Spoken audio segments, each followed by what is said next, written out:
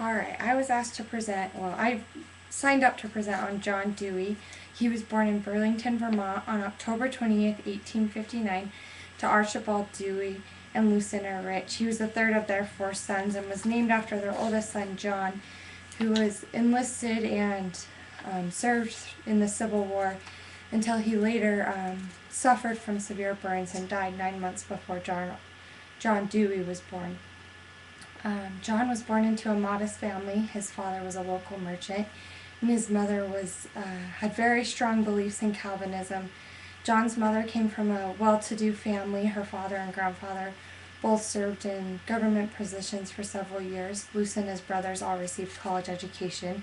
Because of this, Lucina expected a lot out of her son. She expected all of her sons to receive an education and for all of them to have a strong belief in God and be right with God. John and his brothers all attended public schools in Vermont until John graduated at age 15 from high school. After graduation, John went on to attend University of Vermont with his brothers. He attended that university for 4 years until he graduated in philosophy in 1879.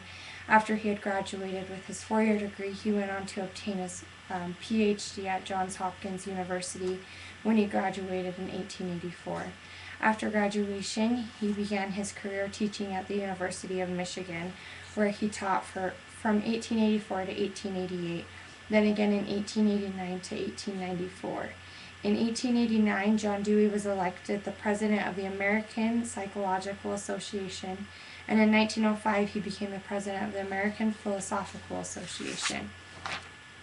Along with John Dewey's many accomplishments as a young man, he continued to make many improvements as he got older. It is said that he is arguably the most influential thinker of education in the 20th century. John Dewey once said, "Education is not preparation for life, education is life itself." This quote summarizes Dewey's philosophy exactly. John Dewey is primarily associated with the philosophy of pragmatism. Pragmatism, also known as experimentalism, focuses on experience or the things that work. This philosophy was viewed as the philosophy of the 20th century and had roots in European and ancient Greek tradition. In the 19th century, Charles Darwin and Auguste Comte had the greatest impact on pragmatism philosophy. Darwin's theory of natural selection implied that reality was open-ended and open to change. And I think, as most of us know, Darwin's theory implies that you can take an organism out of its natural environment and place it in a completely new environment, and eventually you will develop a new understanding of your new environment, and you will learn how to adapt and how to excel in this new environment. And John Dewey really believed in this theory of Darwin's. He believed that children could change and adapt to their surroundings.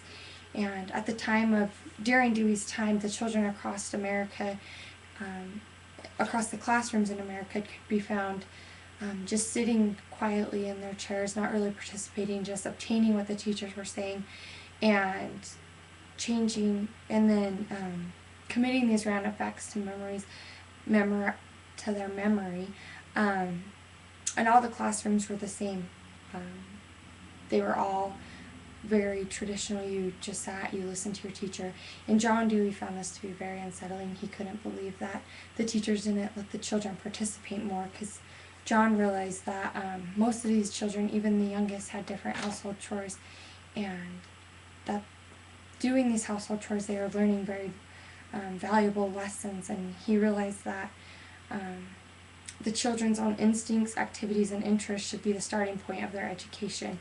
And John Dewey believed that in classrooms the children should be able to actively participate and interact with each other and do more hands-on and social activities.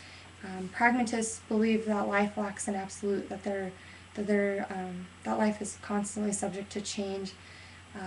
Pragmatists don't use the word truth. If anything, they say tentative truth, which serves a purpose until further experiments evolve.